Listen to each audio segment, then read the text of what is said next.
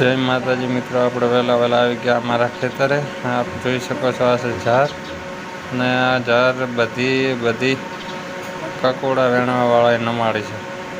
રાતે થોડો વરસાદ આવવાથી પણ નમી છે, પાણી ભરાણું છે. અને આ છે કકોડા. આજે વહેલા નજર પડી કકોડા સામે તો લઈ લીધા કકોડા.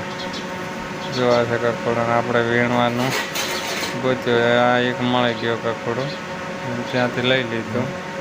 અને ફરતા પાછું બીજી જગ્યાએ ગયા, પણ ત્યાં તો કાંઈ મળ્યું નહીં, તો જોઈ લીધું.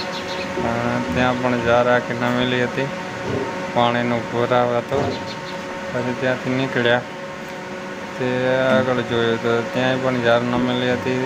ત્યાંથી નીકળ્યા એટલે કકોડા વેણવાવાળાએ થોડો બગાડ કરેલો હતો બાજુમાં. બધી ઝાર ભાગેલી હતી વાર નજીક. જો બધા અહીંયા ભોંડ બેસે છે, એટલે થોડું ધ્યાન રાખવું પડે ને કે બેઠા હોય ત્યાં. અહીંયાથી નીકળીને અમે બહાર નીકળવાનો પ્રયત્ન કર્યો. ત્યાંથી અહીંયા રોડ ઉપર આવી ગયા. ફરતા આ બાજુ કકોડ ક્યાં દેખાણું નહીં, એટલે નીકળી ગયા બહાર.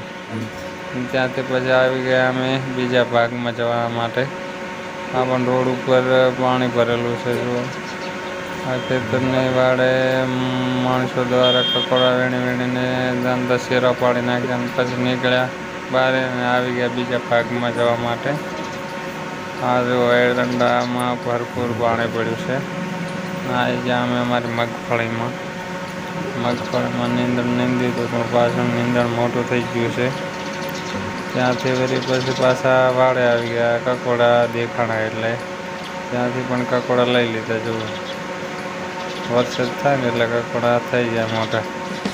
ત્યાંથી કકોડા વેણી લીધા. બીજી જગ્યાએ પણ નજર નાખવાનું કર્યું ચાલુ. ત્યાં નાના મોટા હતા, અમુક નાના મોટા હતા, તે પણ લઈ લીધા.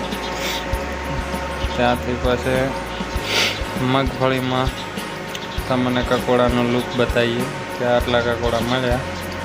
અને બીજી છે મગફળી પણ સારી છે, અને આળો પણ બહુ ઓછો છે. હવે વધારે નીકળશે વરસાદ છે એટલે. જો આ એરંડાવાળામાં બધે પાણી ભરાઈ ગયું છે.